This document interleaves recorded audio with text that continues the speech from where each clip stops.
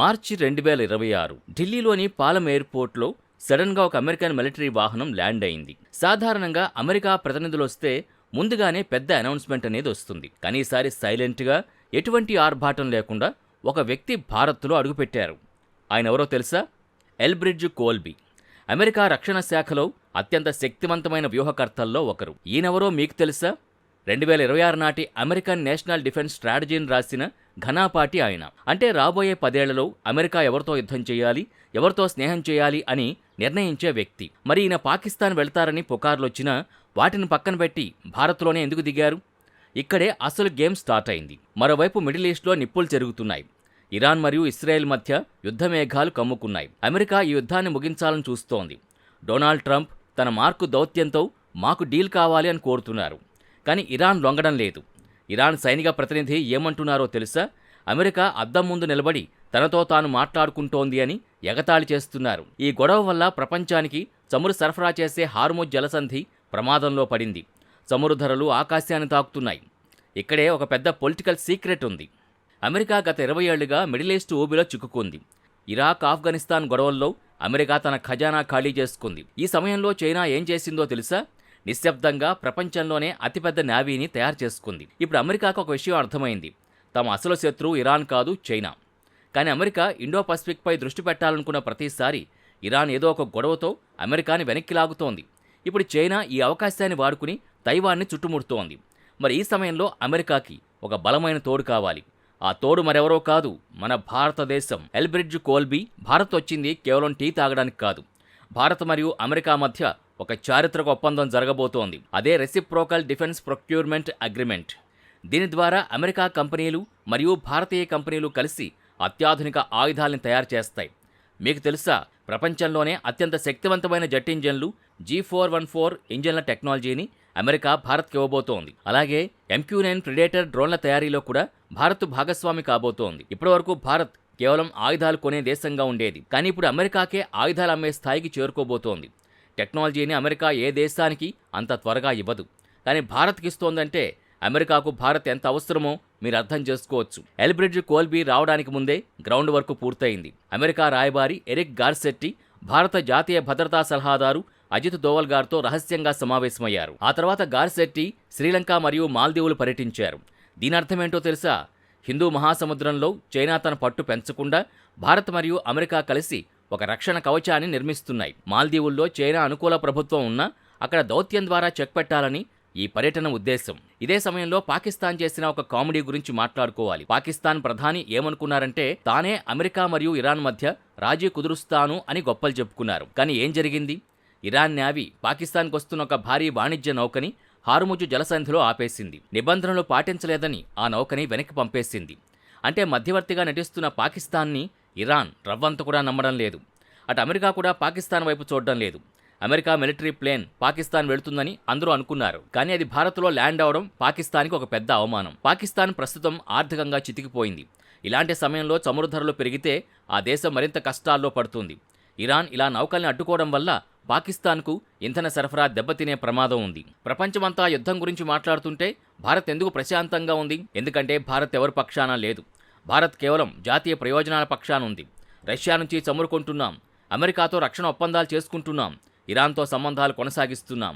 దీన్నే strategic autonomy అంటారు. ఎల్బ్రిడ్జ్ Colby రాక భారతదేశానికి ఒక గోల్డెన్ ఆపర్చునిటీ. చైనా దూకుని అడ్డుకోవడానికి అమెరికా ఇచ్చే ఆయుధ సాంకేతికతను వాడుకుంటూనే తన సొంత మార్గంలో భారత్ ముందుకు సాగుతోంది. 1971 యుద్ధంలో అమెరికా తన యుద్ధ నౌకల్ని భారత్కు వ్యతిరేకంగా పంపింది.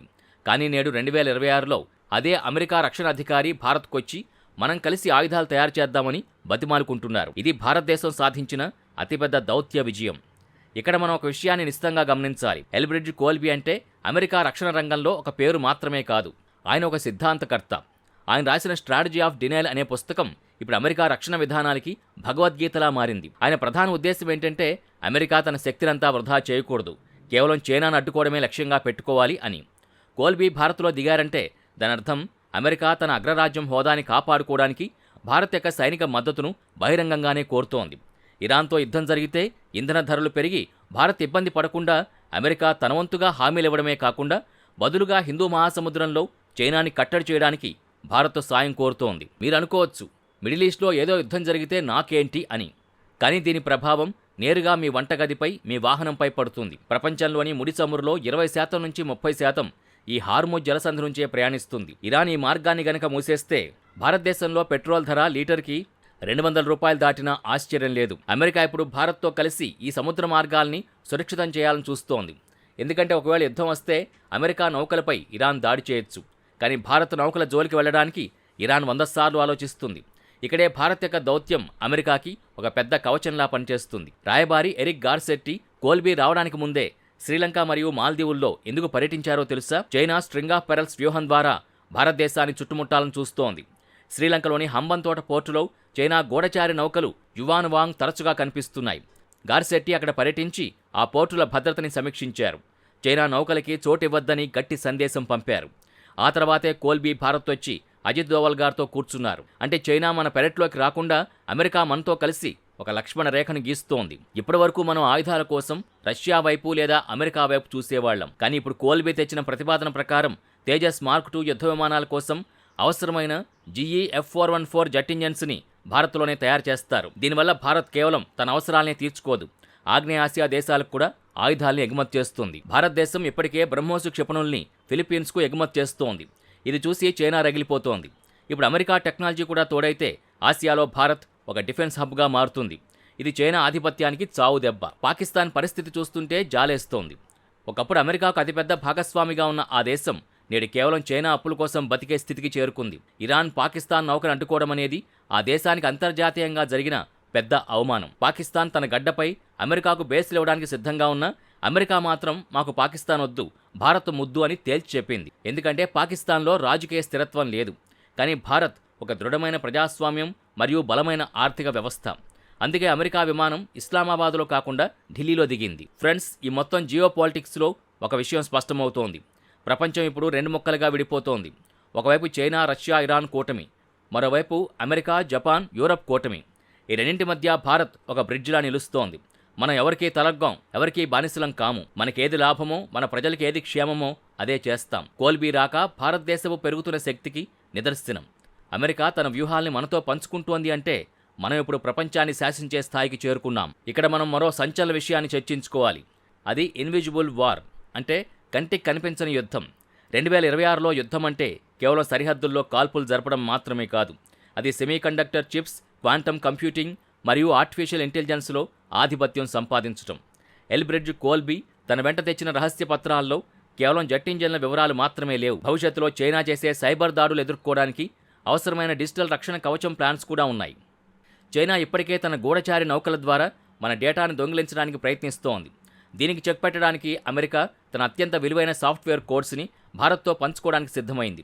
ఇది ఎందుకు ముఖ్యమంటే ఒకవేళ తైవాన్పై చైనా దాడి చేస్తే ప్రపంచవ్యాప్తంగా టెక్నాలజీ రంగం స్తంభించిపోతుంది. అప్పుడు ప్రపంచానికి సెమీకండక్టర్ చిప్స్ అందించే ఏకైక ప్రత్యామ్నాయ దేశం భారత్ మాత్రమే కావాలని అమెరికా కోరుకుంటోంది. అందుకే కోల్బీ పర్యటనలో డిజిటల్ ఆయుధాల తయారీకి కూడా బలమైన పునాది పడింది. భారత్ ఇప్పుడు ఒక టెక్ సూపర్ పవర్గా ఎదుగుతోంది. ఇది చైనా ఆధిపత్యానికి అతిపెద్ద ముప్పు.